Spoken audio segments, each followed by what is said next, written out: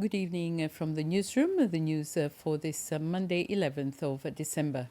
5 days after the explosion at the CCCL company, certain companies in the industrial zone of Providence, which have not been too affected by the incident, resumed their activities. At the same time, most companies were carrying out cleaning work and other formalities before the authorities concerned gave them permission to continue with their activities.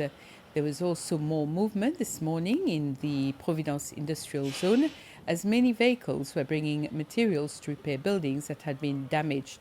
Business owners were also present to supervise the work, and insurance companies were also present to facilitate the process of working with the businesses for damages.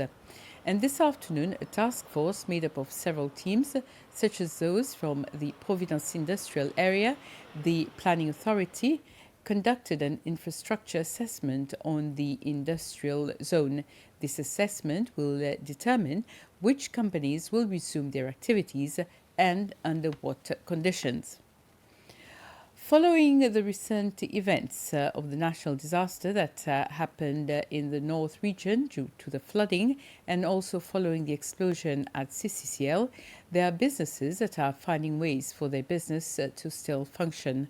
For example, Providence Supplies at OG Mall in town is selling products at a more affordable price than usual.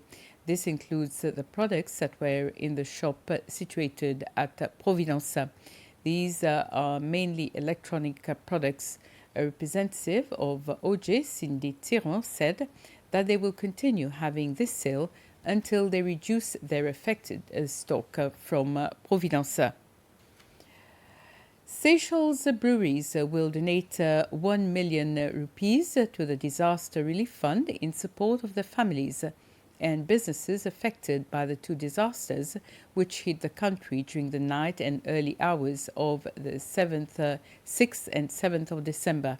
In a press communique, the managing director, Yvonne Mwangi, said that in making the donation, the company, which has been operating successfully in Seychelles for over half a decade, forms part of the foundation of the Seychellois community. Therefore, when the country and people of Seychelles need their support, they must come forward. Seychelles Breweries said it has taken a three-pronged approach to the support that they will provide. In addition to the 1 million rupees donation, they donated soft drinks through the Red Cross Society of Seychelles for the disaster relief workers over the last couple of days, but more importantly, they have aided their employees who have been directly impacted by the explosion at CCCL.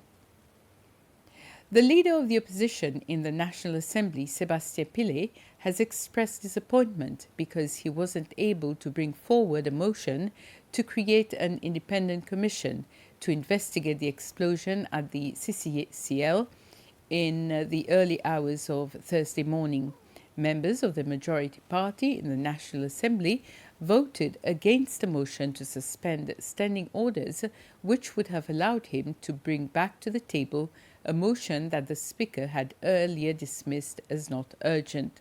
However, Mr. Pillay says he will seek other avenues for the establishment of the Independent Commission of Inquiry. He says that the explosion and its impacts is of great national importance that needs to be addressed in the National Assembly. This motion came out of statements made by the President in relation to the different circumstances of things that had happened for the explosion at Providence.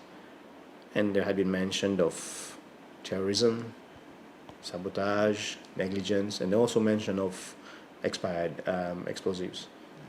So, given that the police has a duty of care and a responsibility under the law to monitor the Explosives Act, I felt it necessary to call for a commission of inquiry that will look at this subject in a holistic way.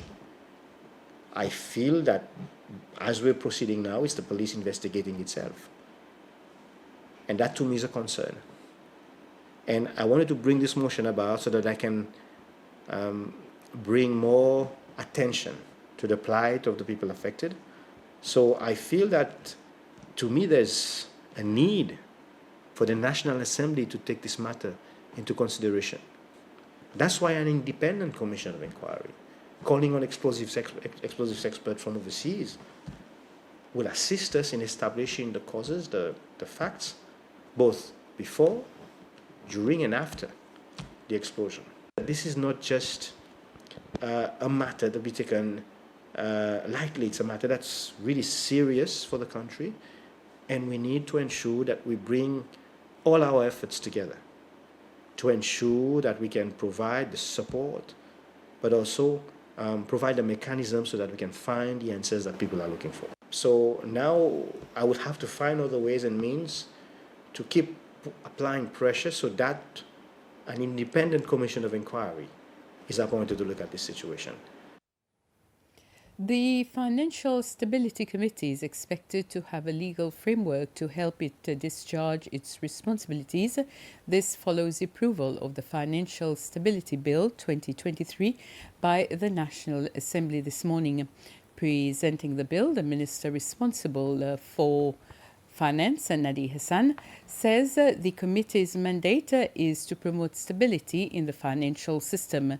This will be done through, amongst others, the supervision of risk and vulnerability in the system, develop policies and strategies to ensure the country's financial stability, gather information and statistics necessary to promote stability, promote development of efficient plans, and implement coordinated plans to manage financial crises. All 30 members present voted in favor of the bill.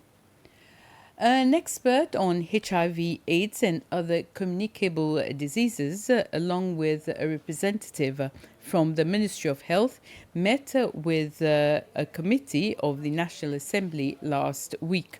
The committee, being chaired by Rosie Bistoke, discussed the same issues of communicable diseases. The discussions were around the role of the National Assembly in budget allocations and legislations and ways it can influence the country's strategy. Mr. Floribert Ngaruko of the World Bank met with President Wavel Ramkalawan at State House this morning. Mr. Ngaruko is the Executive Director for Seychelles and 21 other countries at the World Bank. He says he and the President discussed issues such as the recent tragedies, stating the World Bank awaits a report from the government and shall see how it can help the country. I sympathized with the government and the people of Seychelles after the disasters which happened a few days ago, and really discussed about how the World Bank can assist responding to the situation. At this stage, we are still at the assessment stage, but going forward in a few days, we hope that we will get a report coming from that assessment, and then we will firm up the actions or the response from the World Bank.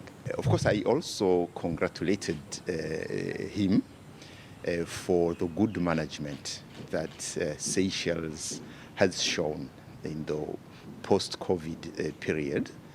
It is a prudent management which is showing results now, because the tourism sector is recovering, and on macroeconomic accounts, the situation is good.